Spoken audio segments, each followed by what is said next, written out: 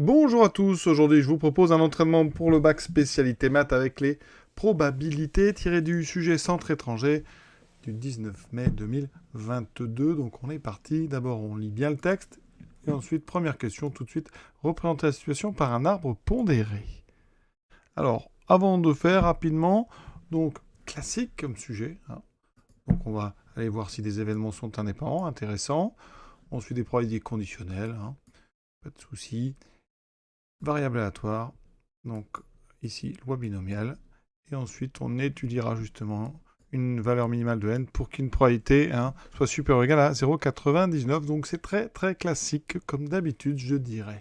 Donc on est parti avec là. Alors on lit le texte. Donc une étude statistique fournit des informations sur donc 48% des salariés sont des femmes.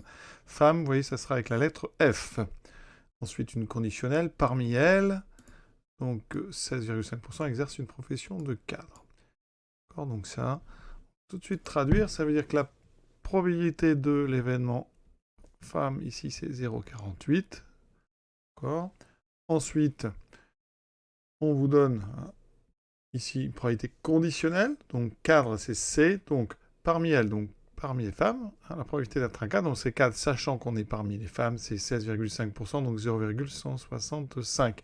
La deuxième donc, ligne, deuxième info, 52% des salariés sont des hommes. Jusque-là, ça va. On a les 48% des femmes. Donc là, pour éviter toute ambiguïté, donc là, on a coupé en deux. Ensuite, parmi eux, 21,5% exercent une profession de cadre.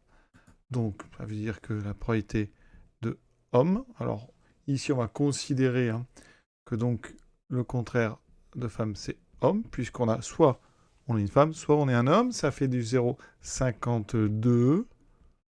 Ensuite, probabilité conditionnelle de cadre sachant qu'on regarde parmi les hommes. C'est donc P de C sachant F bar, 21,5, donc 0,215. Donc l'arbre. Qu'est-ce qu'on propose comme arbre? Donc on connaît déjà la probabilité de F et de F bar, donc 0,48, 0,52. Ensuite, sachant, donc on a C ou C bar, C bar. Donc ici, bien, P de C sachant F, c'est donc une branche qui va de F à C, c'est ici 0,165. Donc par soustraction, 1 moins 0,165, ça fait 0,835. Ici, P de C sachant F bar, c'est 0,215. Donc par soustraction, 0,785. L'arbre est rempli. Deuxième question, probabilité. Donc que la personne choisie soit une femme qui exerce une profession de cadre. Donc là, on a deux conditions en même temps. Donc on cherche la probabilité d'être une femme et un cadre, donc F inter C.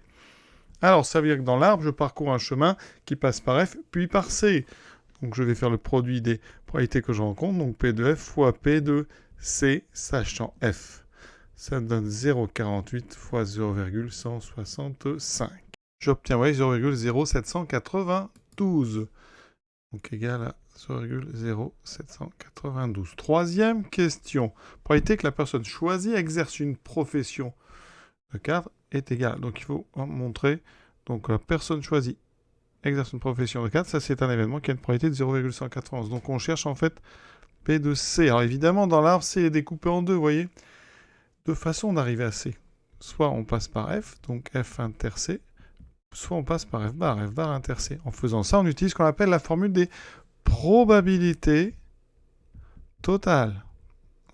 Sachant que ici F et F bar forment ce qu'on appelle une partition.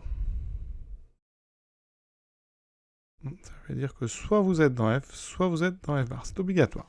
Donc ici, P de F inter C, je viens de le calculer 0,0792. J'ajoute F bar inter C. Donc même calcul en passant d'abord par F bar. Donc 0,52 fois P2C sachant F bar, donc 0,215. Vous voyez, ici j'ai fait tous les calculs, on trouve bien 0,191. C'est effectivement ce qu'on voulait montrer. Maintenant, indépendance de... Donc là c'était 3A, indépendance des événements F et C. D'après le cours, F et C sont indépendants si et seulement si la probabilité de F inter C, c'est P de F fois P de C. Donc on a déjà P de F inter C. C'est 0,0792. P de F fois P de C. Alors P de F, on le connaît, c'est 0,48. Fois P de C qu'on vient de calculer, 0,191. On fait le calcul. On trouve, vous voyez, 0,09168. 0,9168. Ici, on a donc P de F inter C qui est différent de P de F fois P de C. Par conséquent plutôt, F et C ne sont pas indépendants.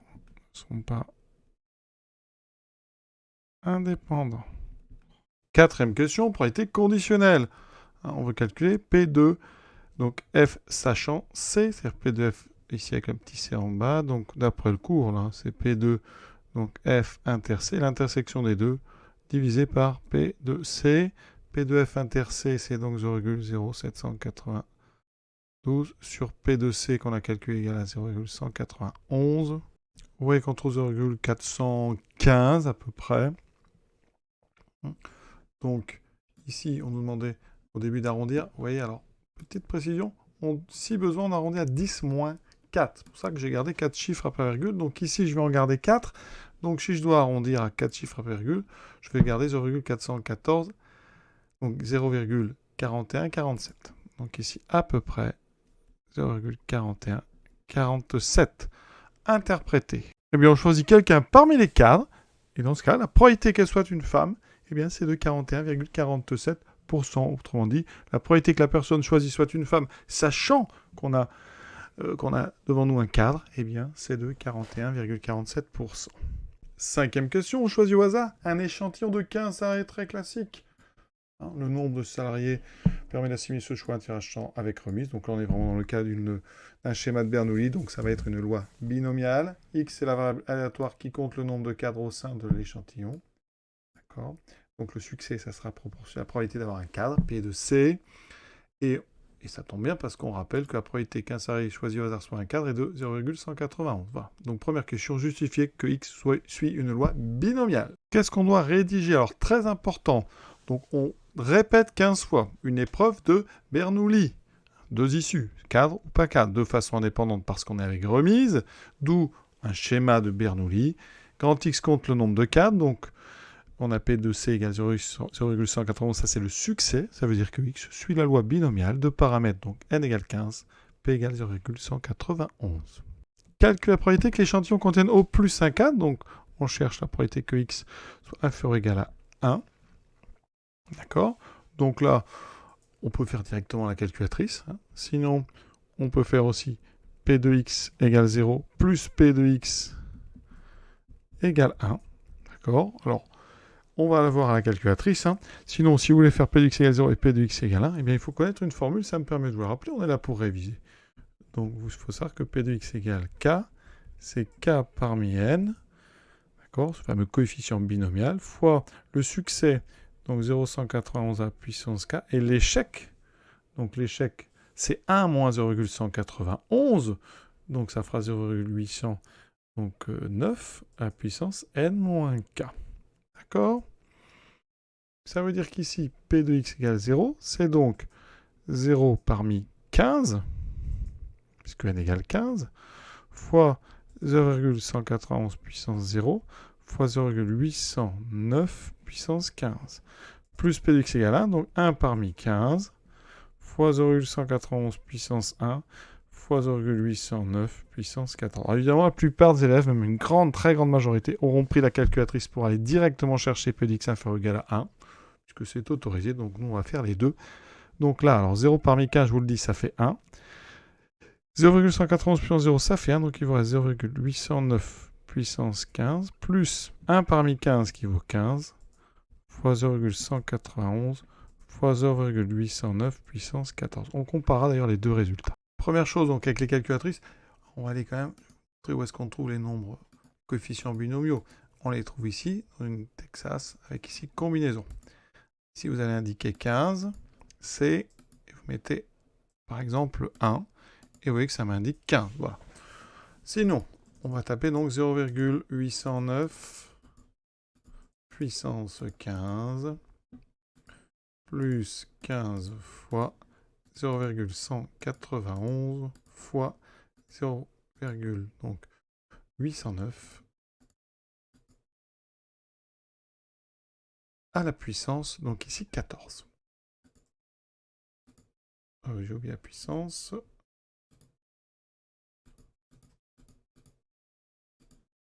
14. Voilà, on valide et on trouve 0,1890, donc 0,189. Alors, ici je le marque, puis on va aller voir un petit peu avec l'autre mode que tout le monde d'ailleurs va utiliser, puisque ça va beaucoup plus vite. Donc dans ces cas-là, on va regarder donc notre Casio d'abord. Je vais dans distribution. Ensuite, je descends, je vais jusqu'à binôme FREP, parce que ça me fera du inférieur ou égal. Nombre d'essais, ici j'en ai 15. La probabilité du succès est 0,191. La valeur de x, c'est 1. Je veux p de x inférieur ou égal à 1. Je valide, je rappe une fois, une deuxième fois. Et vous voyez que je trouve exactement le même résultat. Sur une Casio, vous allez dans Statistiques, Distribution, Binomiale, BCD pour du cumulatif. Ici, on va aller de 0 à 1, puisqu'on veut inférieur ou égal à 1. Donc ici, je mets là lower à 0, upper à 1. Nombre d'essais, c'est 15. Succès à 0,191. Vous validez. Et ça donne évidemment le même résultat. Sur la NumWorks, on va aller dans Probabilité. Ici, je vais vers la droite. Binomial, je vais vers la droite. Nombre de répétitions, 15. Probabilité du succès, 0,191. Je valide. Ici, je veux inférieur ou égal à 1, donc je mets un 1. Et voilà. Et on a déjà terminé. Déterminer l'espérance de la variable aléatoire. Ça, c'est du coup aucune difficulté. La variable aléatoire, si c'est une variable binomiale, ça fait n fois p.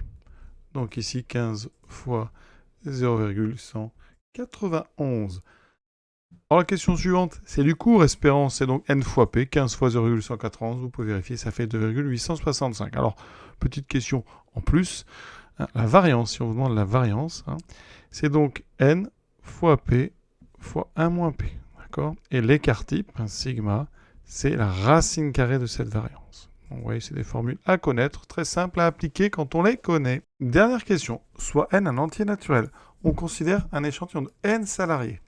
Et on est dans les mêmes conditions, hein, et on veut la valeur minimale de n pour que la probabilité qu'il y ait au moins un cadre au sein de l'échantillon soit supérieur ou égal à 0,89. Donc ici, on va refaire un peu ce qu'on a fait, mais au lieu d'avoir 15 fois, on va répéter, vous voyez, n fois. Donc je vais bien insister sur ce qui change. On répète n fois une épreuve de Bernoulli. Il y a deux issues, d'accord? X compte le nombre de cadres. Alors x, ben, c'est plus x, on va changer de nom. C'est une nouvelle loi. Donc on va l'appeler y. Ensuite, on a la même chose, mais y suit à l'obligat de paramètres, donc n, qu'on ne connaît pas.